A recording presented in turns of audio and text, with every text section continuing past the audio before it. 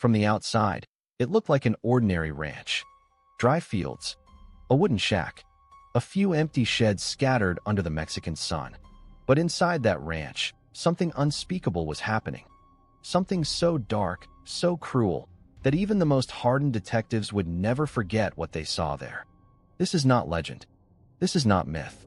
This is the true story of a cult that mixed black magic, drug trafficking, and human sacrifice.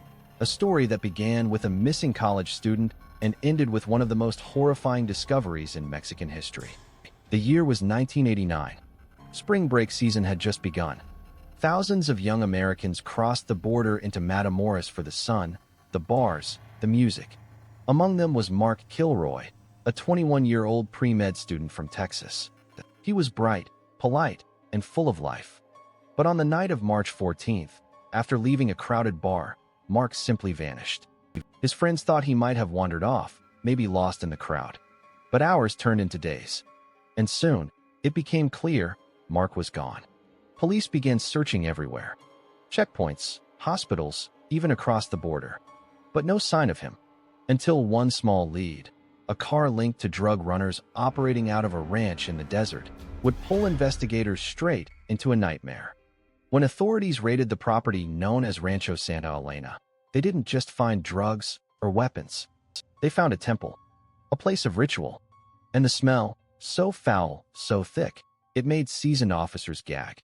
Inside a dark shack stood a large, black cauldron filled with blood, animal parts, and bones. Nearby, human remains were scattered, buried in shallow graves. Heads, limbs, bodies dismembered, some missing hearts or brains. It was a scene of pure horror. The man behind it all called himself Adolfo de Jesus Constanzo. He was a Cuban-American cult leader who believed he could make men invisible to bullets. He claimed that through ritual sacrifice, his followers would gain protection from death and arrest. To him, it was business and belief fused into one deadly formula. Constanzo had built a following of cartel members, smugglers, and devoted believers. He promised them supernatural immunity if they would bring him sacrifices. Animals at first, but eventually, he said, the spirits want more, and more meant human lives. For years, Constanzo's cult operated in secret. They performed rituals in the dead of night, chanting prayers, drinking animal blood, burying victims beneath the soil. They called their cauldron the Nana, the heart of their power. It was fed with flesh, organs, and blood.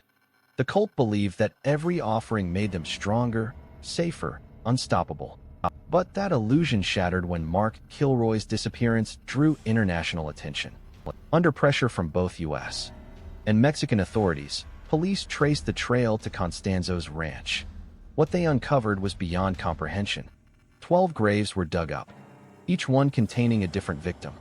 Men, women, children. Some of them missing from nearby towns for months.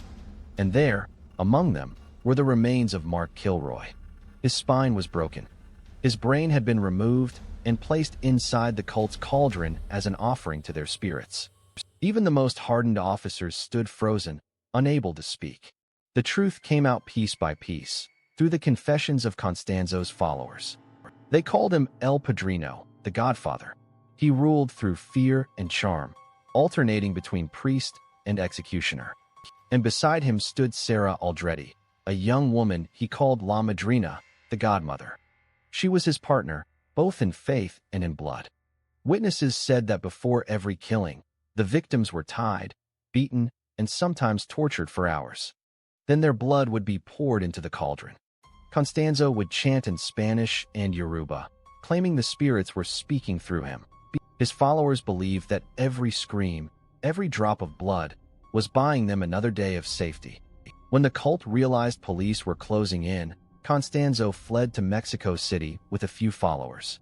For weeks, they hid in an apartment, surrounded by candles and saints. But the law was catching up fast. On May 6, 1989, officers finally tracked them down. Constanzo refused to be taken alive. He ordered one of his men to shoot him before the police could. Moments later, he was dead, his body riddled with bullets. Sarah Aldrete was captured alive. She denied being part of the murders, claiming she was a victim herself. but evidence and testimony said otherwise. She was sentenced to decades in prison for her role in the killings. When the dust settled, authorities uncovered at least 15 confirmed victims, though many believe the real number was much higher. The ranch was destroyed. But to this day, locals say strange noises still echo across the empty land. Whispers, screams, the faint sound of drums in the distance.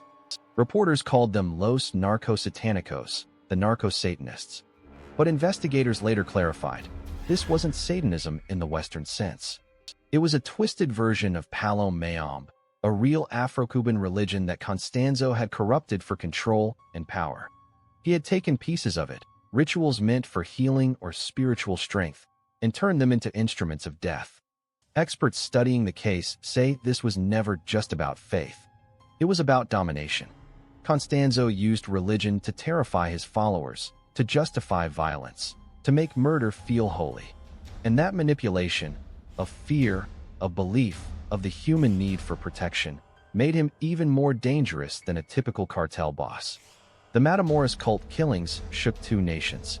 It exposed the growing fusion between organized crime and dark spiritualism, a mix that still appears today in smaller cults across Latin America. It forced law enforcement to learn how to identify ritual crimes, how to recognize when violence hides behind religion. But for the families of the victims, no explanation could ever make sense of what happened. Mark Kilroy's parents turned their grief into action, founding an organization that supports border safety and warns students about cross-border crime. Their son's name became a symbol of innocence destroyed and of a tragedy that should never have happened. More than 30 years later, the story still haunts Mexico, not because of superstition, but because it was real. A true collision between greed, belief, and evil. A moment in history when faith became a weapon and power demanded blood. Even today, the name Rancho Santa Elena carries a chill. A reminder that beneath the desert wind, beneath the quiet of the borderlands, there once stood a place where prayers ended in screams, and where men believed that killing could make them gods. This was not a movie, not a ghost story. It happened, and its echoes still haunt the border to this day.